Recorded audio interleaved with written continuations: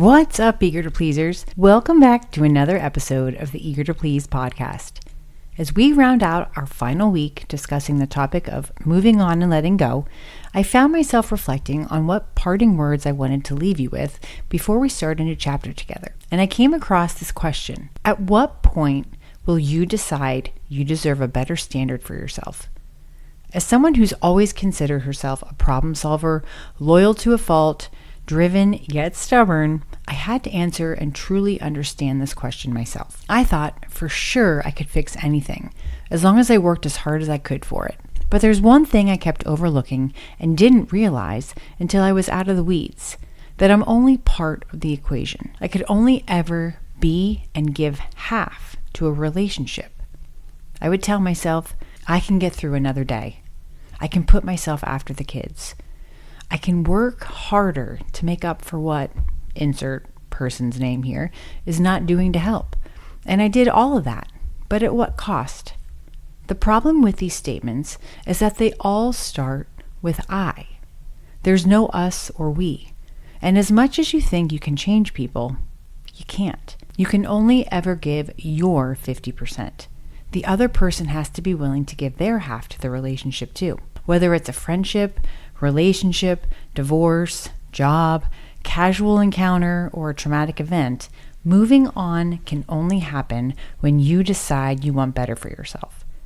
I found this article written by Joyce Chen, a life coach who went through a similar season of change, and she outlines 5 questions that we should ask ourselves to help us decide whether it's time to move on from a relationship.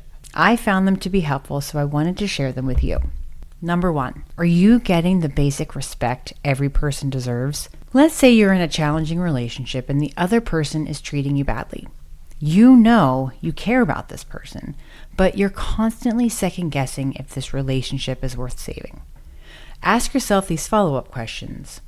Are you willing to be disrespected by someone else? Is this how you would treat other people? If you were to offer advice to a family member, a child, or best friend, would you tell them this is appropriate behavior to accept? If the answer to any of these questions is no, then you have your answer. It's time to think about moving on.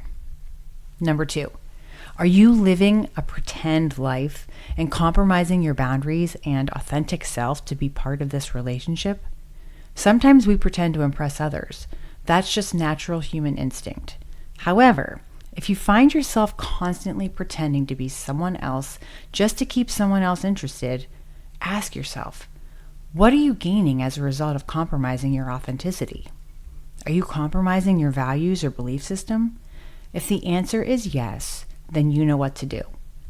Living a falsehood to meet someone else's expectations may seem tolerable, but at the end of the day, we all know how good we feel when we are living our authentic and best selves. Number 3, are you chasing more than attracting?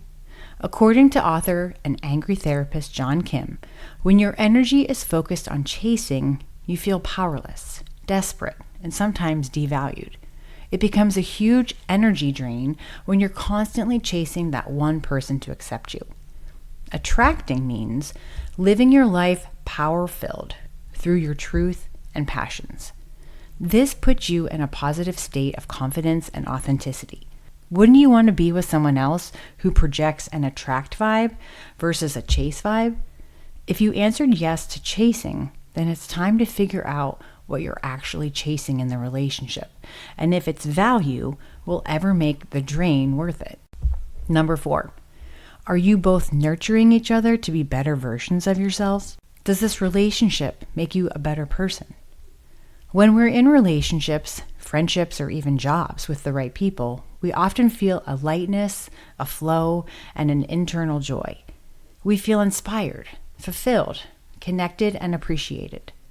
When we feel these things from someone, we often reciprocate this energy back into the relationship. The key here is for this to be continuous, not one moment or occurrence.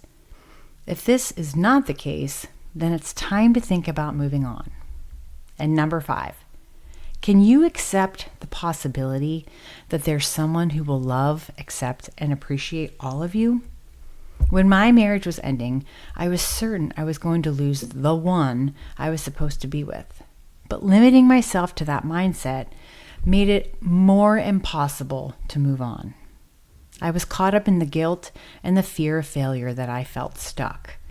But you cannot expect to receive the love, kindness, compassion, or respect you're not willing to give yourself. How you treat yourself and what you allow for yourself lets others know how they're allowed to treat you. Because at the end of the day, moving on comes down to one thing: self-love. Thanks so much for joining me, and I'll see you back here next week for our new episode and our new theme. We'll see you then.